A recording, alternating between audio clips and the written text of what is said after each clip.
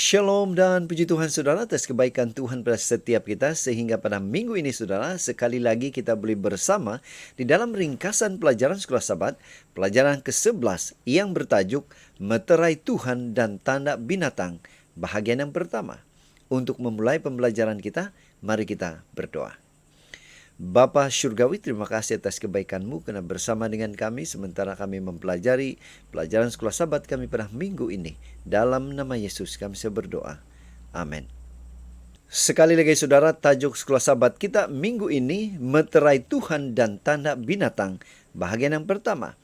Yang menjadi pertanyaan untuk keseluruhan Sekolah Sabat kita pada minggu ini ialah apa meterai Tuhan, apa tanda binatang atau syaitan pula? Untuk memahami mempelajari pelajaran ini, ada baiknya kita membaca ayat-ayat yang tertera di skrin kita. Ayat hafalan, Wahyu 7 ayat 2 dan 3 mengatakan, "Dan aku melihat seorang malaikat lain muncul dari tempat matahari terbit. Ia membawa meterai Tuhan yang hidup, dan ia berseru dengan suara nyaring dengan keempat malaikat yang ditugaskan untuk merusakkan bumi dan laut. Katanya, janganlah merusakkan bumi atau laut atau pohon-pohon sebelum kami memeteraikan hamba-hamba Allah kami pada dahi mereka." Pendahuluan Sekolah Sabat. Pekabaran malaikat ketiga adalah yang terpanjang, yang tertulis dalam Wahyu 14 ayat 9 hingga 13. Ini adalah peringatan untuk tidak menyembah binatang itu dan menerima tandanya, serta pesan tentang kesabaran atau ketekunan orang-orang kudus. Nah, orang-orang kudus adalah mereka yang tetap setia pada Tuhan dalam konteks konflik antara yang baik dan yang jahat.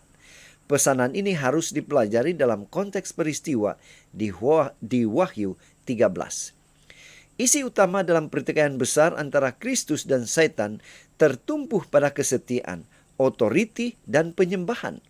Nubuatan yang menggambarkan kuasa binatang dalam Wahyu 13, tanduk kecil dalam Daniel 7, dan manusia durhaka dalam 2 Tesalonika 2, semuanya bercakap tentang kuasa yang merempas kuasa Tuhan, memerintahkan kesetiaan dan memperkenalkan sistem penyembahan yang palsu. Mereka melakukannya melalui penggunaan kekerasan, paksaan, dan kadangkala rasuah dan ganjaran, yaitu semuanya untuk memaksa penyembahan. Dan untuk mempelajari secara keseluruhan, secara detail pelajaran kita akan membahas tajuk-tajuk seperti yang tertera di skrin Anda. Kita masuk ke tajuk yang pertama, yaitu ketabahan dalam bahagian ketekunan orang-orang kudus. Yang menjadi pertanyaan, mengapa perlu ada sikap ketabahan dalam hal meterai Tuhan dan tanda binatang ini? Apa kaitan kesetiaan kepada perintah Tuhan dengan meterai Tuhan dan tanda binatang ini? Wahyu 14 ayat 12 mengatakan, yang penting di sini ialah ketekunan orang-orang kudus yang menuruti perintah Allah dan iman kepada Yesus. Perkabaran malaikat pertama dalam Wahyu 14 ayat 7, Tuhan memanggil semua orang untuk menyembah pencipta. Pekabaran malaikat kedua, Wahyu 14 ayat 8, Tuhan memberi amaran kepada orang tentang Babel, sebuah sistem agama palsu yang berakar pada Babylon purba. Perkabaran malaikat ketiga, Wahyu 14 ayat 9 dan 10, amaran supaya tidak menyembah binatang itu. Nah, sebagai umat Tuhan, apa persiapan kita dalam menghadapi semua perkabaran ini? Jawabannya adalah ketekunan, ketabahan, dan kesetiaan. Setia kepada apa dan siapa? Tuhan akan mempunyai umat akhir zaman yang setia kepadanya dalam menghadapi tentangan dan penganiayaan yang hebat. Melalui rahmat-Nya, mereka berdiri dengan ketabahan yang teguh, menjalani kehidupan yang berpusatkan Tuhan, penuh rahmat dan taat. Menyembah pencipta, bertentangan secara langsung dengan menyembah binatang dalam Wahyu pasal yang ke-14. Nah, mereka yang menyembah Tuhan menunjukkannya dengan mematuhi perintah Tuhan dan mempunyai iman Yesus. Konflik terakhir mengenai kesetiaan kepada Kristus atau kesetiaan kepada kuasa binatang itu berkisar pada penyembahan. Di tengah-tengah pertikaian besar antara yang baik dan yang jahat ini adalah hari Sabat. Apabila kita hidup dengan iman, maka kita menerima kasih karunia-Nya dan hidup kita diubah. Para pengikut juru selamat yang committed bukan sahaja akan mempunyai iman kepada Yesus, tetapi mereka juga akan mempunyai iman Yesus. Kualiti iman akhir zaman Yesus akan menjadi milik mereka. Dengan demikian, mereka akan tetap setia sehingga mati seperti Yesus. Kita ke tajuk yang kedua, yaitu perjuangan kosmik, yaitu ciri-ciri ketekunan orang-orang kudus. Yang menjadi pertanyaan, bagaimana iman itu penting dalam perjuangan kosmik? Bagaimana kita pertahankan iman dalam peperangan baik dan yang jahat? Wahyu 14 ayat 12 sekali lagi. Yang penting di sini ialah ketekunan orang-orang kudus yang menurut perintah Allah dan iman kepada Yesus.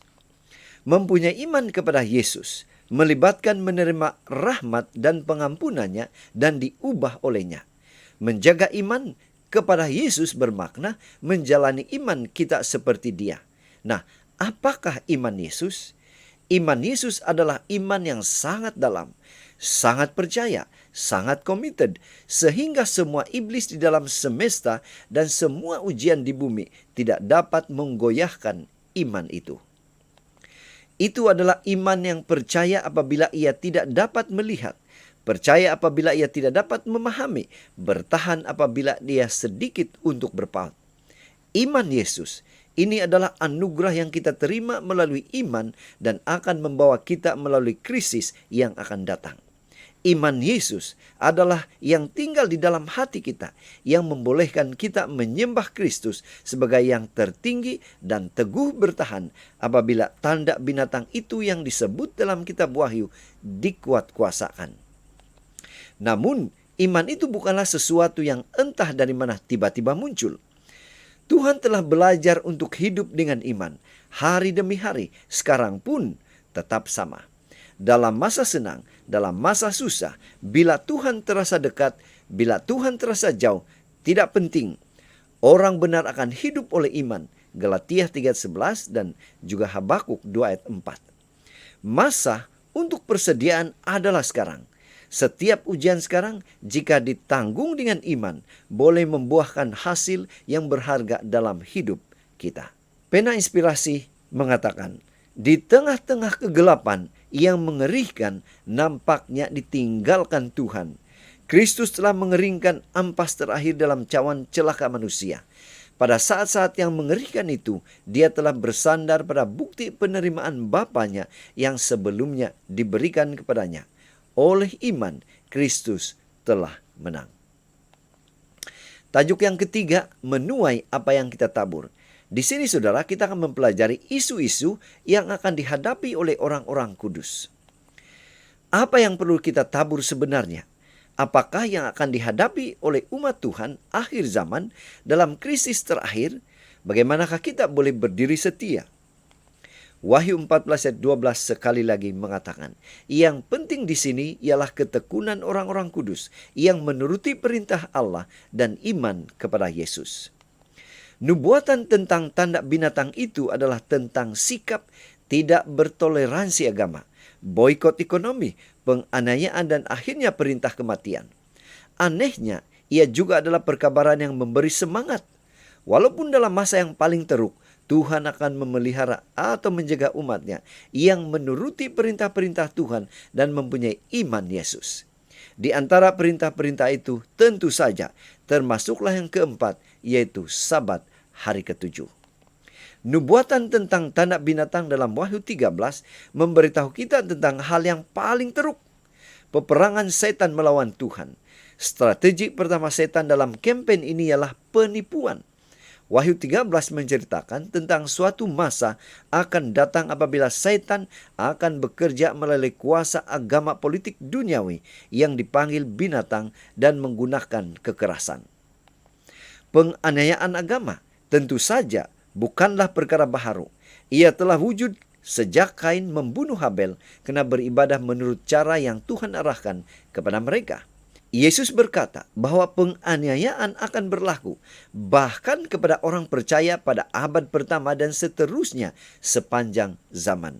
Akan datang saatnya dia memberi amaran, setiap orang yang membunuh kamu akan menyangka bahwa ia berbuat bakti bagi Tuhan.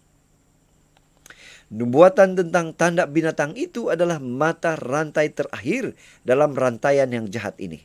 Seperti penganiayaan pada masa lalu, ia dirancang untuk memaksa semua orang mematuhi kepercayaan tertentu dan sistem ibadat yang diperakui.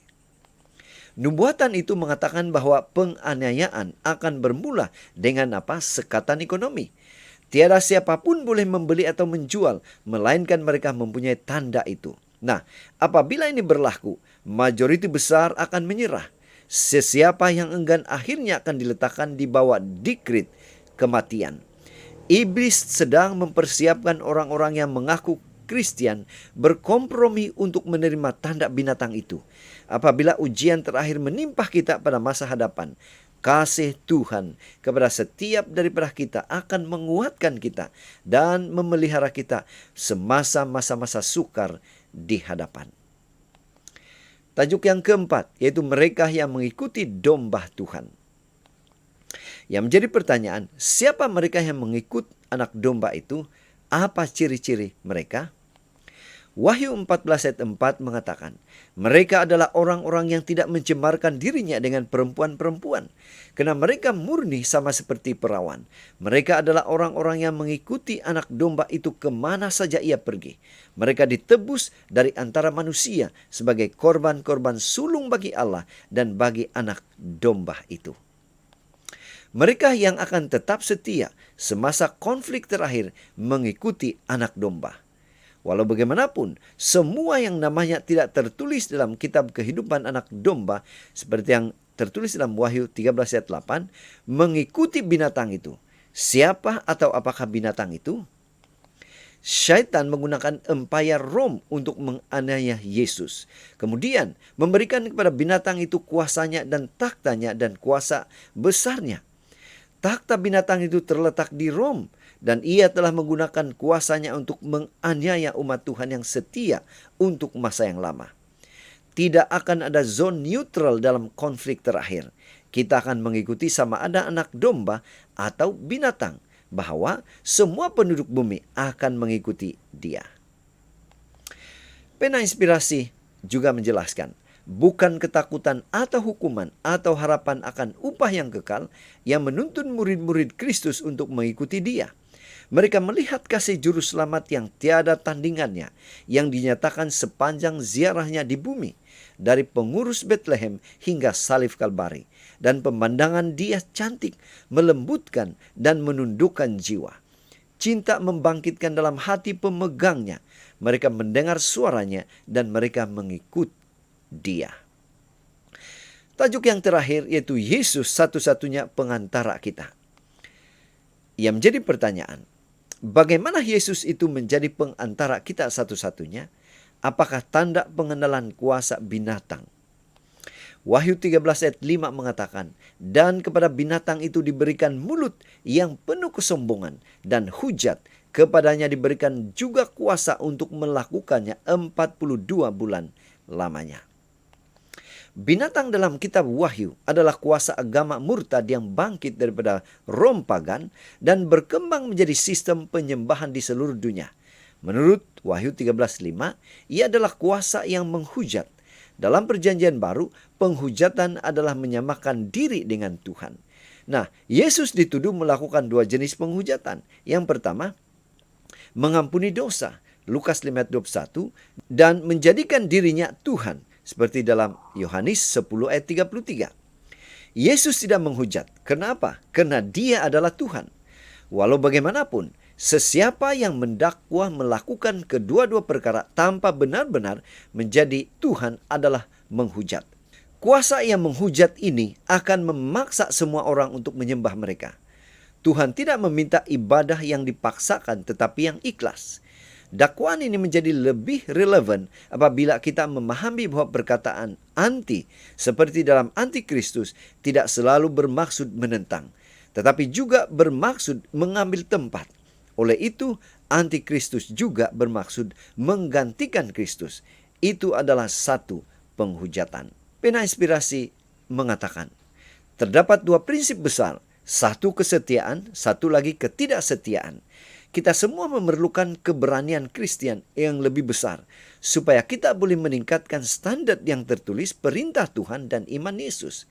Garis sempadan antara yang taat dan tidak taat mestilah jelas. Kita mesti mempunyai tekad yang teguh untuk melakukan kehendak Tuhan pada setiap masa di semua tempat. Jadi saudara, dari pelajaran sekolah Sabat kita pada minggu ini, kita boleh menyimpulkan sepanjang abad, Sabat telah menjadi tanda kesetiaan yang istimewa kepada Tuhan. Sabat telah mendedahkan bahwa Tuhan layak disembah sebagai pencipta alam semesta. Tanda binatang itu juga berkisar tentang penyembahan. Setan telah memperkenalkan Sabat palsu hari pertama dalam minggu itu sebagai simbol kekuasaannya. Yesus adalah pemberi kehidupan, maka dia layak untuk disembah. Atas sebab ini, setan menyerang Sabat, simbol kekuasaan penciptaan Tuhan. Oleh karena Sabat adalah isu utama dalam konflik terakhir, maka hukum Tuhan adalah yang utama dalam konflik terakhir. Yang penting di sini ialah ketekunan orang-orang kudus yang menuruti perintah Allah dan iman kepada Yesus. Umat sisa Kristus akhir zaman dipenuhi dengan kurnia kebenaran Yesus melalui iman yang membolehkan umat pilihannya mematuhi perintah-perintah Tuhan. Jadi saudara, sekian saja ringkasan pelajaran sekolah Sabat pada minggu ini. Semoga ini boleh membantu kita di dalam mempelajari pelajaran sekolah Sabat kita pada minggu ini. Tuhan memberkati kita. Mari kita berdoa. Bapa di surga, terima kasih karena sekali lagi kami dikuatkan, dimotivasikan untuk tetap setia kepada Tuhan sampai akhir hidup kami. Dalam nama Yesus kami berdoa. Amin.